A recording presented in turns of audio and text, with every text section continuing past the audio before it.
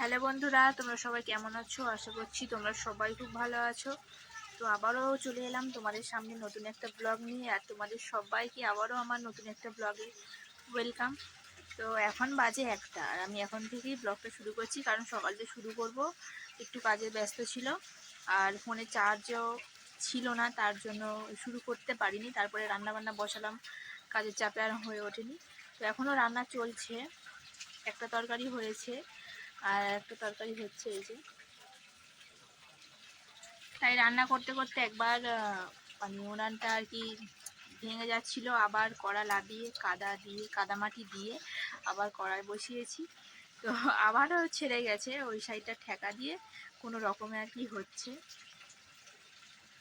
আর প্রচণ্ড গরম, তার জন্য রোদ লেগেছে, তার জন্য আজকে এটা ব্যবস্থা করেছি।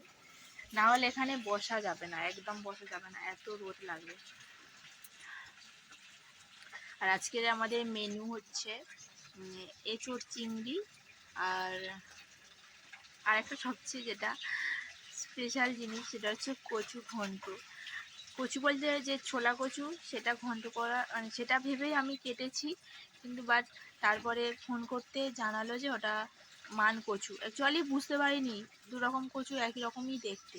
এনে রেখেছে, বাইরেই ছিল। আর ছোলা কচুগুলো আমি ফ্রিজে রেখেছি। তো আনাজ কাটতে কাটতে মনে হলো যে কচু আনতে হবে, তা ভাবলাম ফ্রিজ থেকে কেন বার করবো, পাশে যেহেতু আছে তো ওটাই কাটি। তারপরে কেটে যখন রান্না করছি, তবুও একবারও ফোন করে বলেনি।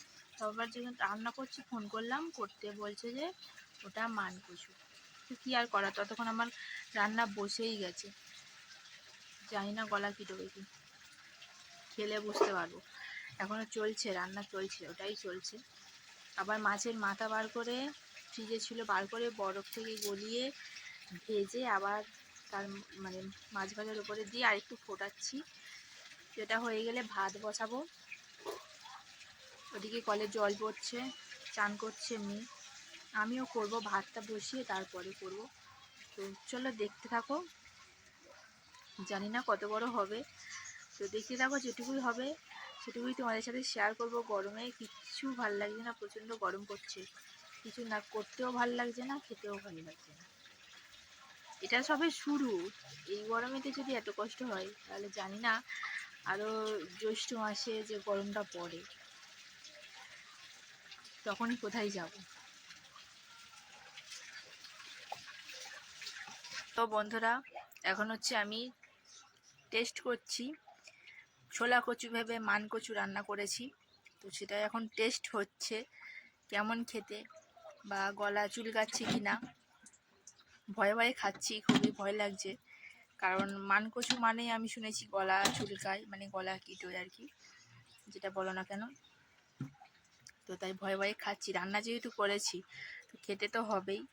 তো কাটার সময় কিন্তু তুই বস, কাটার সময় কিন্তু হাত ফাত করে চুলকায়নি। কাকি বললো তাহলে গলা চুলকাবে না, তবুও ভয় লাগছে। চলো খেয়ে দেখি কেমন লাগে।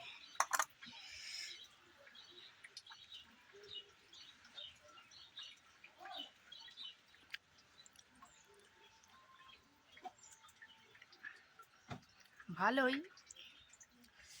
কিন্তু গলা চুলকাচ্ছে কি বুঝতে পারছি না।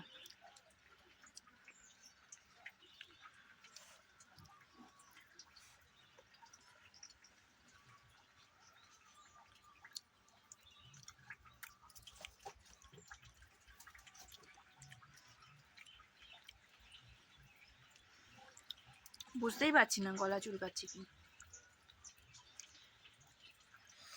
ভাত হচ্ছে, প্রচণ্ড জোর খিদে পেয়েছে, ভাত হয়ে গেলেই ভাতটা খেয়ে নেব।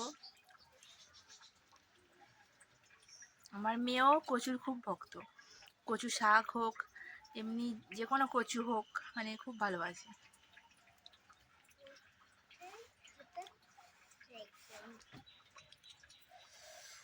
তো চলো খেয়ে নিই। খেলাম, খাওয়া হয়ে গেছে, বাট খাওয়ার পরে গলাটা পুরো চিরবির করছে এই জায়গাটা। জল খেলাম, ঠান্ডা জল খেলাম, তার জন্য কি জানি না বেশি এইগুলো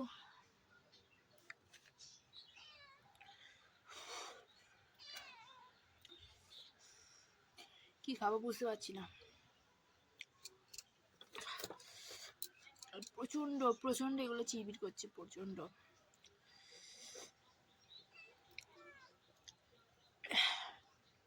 জিভ পর্যন্ত চিবির করছে, মানে চুল কাচ্ছে, কেমন একটা হচ্ছে পুরো এইখান থেকে এই পর্যন্ত।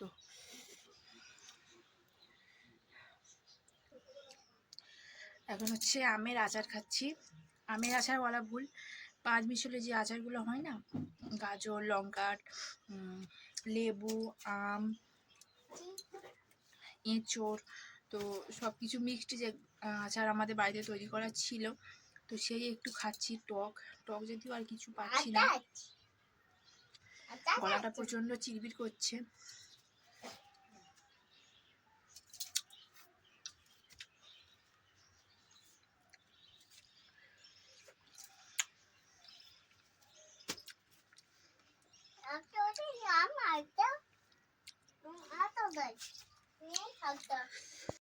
সবে মাত্র চান করতে বসেছি শ্যাম্পু দেবো বলে, তখনই ডেলিভারি বয়ের কল এসছে। এই যে একটা অর্ডার দিয়েছিলাম, এটা আমার বোনের অর্ডার দিয়েছিলাম, তো সবে স্নান করতে বসেছি আর কল এসছে। কোনো রকমে চানটা করছি, তাই 3বার 4বার কল করেছে।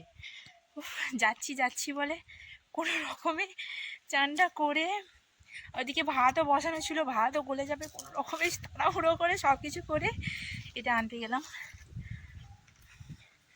তো এটাতে কী আছে চলো দেখাচ্ছি, চলো বাড়িতে গিয়ে দেখাচ্ছি।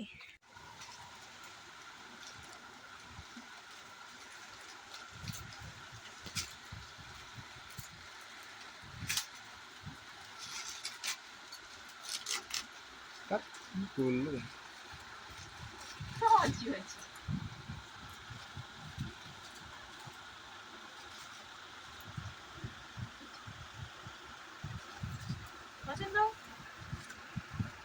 পছন্দ হয় কিনা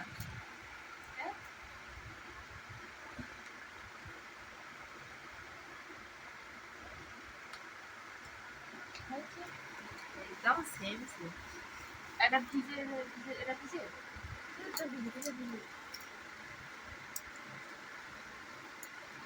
এই কথাগুলো কি কি বলতে তুই বুঝতে পারবি, বুঝতে পারবি। তো বন্ধুরা এখন হচ্ছে আমি গিয়েছিলাম মেয়েকে পড়তে দিয়ে আসতে, পুরো 1 মাস টানা ওর পড়া বন্ধ ছিল, পড়তে যায়নি, তো আজকে পড়তে ফার্স্ট গেল, তাই জন্য কাঁদছিল। যাওয়ার সময় তোমাদের সাথে শেয়ার করতে পারিনি, পুরো রাস্তাটা কোলে করে নিয়ে গেছি, পুরো গোটা রাস্তাটা কোলে করে নিয়ে গেছি। তো আমার হাত পুরো, এই হাতটা যন্ত্রণা করছে, মানে একভাবে এভাবে শুধু কোলে করে নিয়ে গেছি, তো মানে বলার মতো না, প্রচণ্ড হাত ব্যথা করছে। আর তোমাদের যে কচুর ব্যাপারটা বলছিলাম, তো আমি তো খেয়েছি, আমার এখনও গলাটা কেমন হয়ে আছে,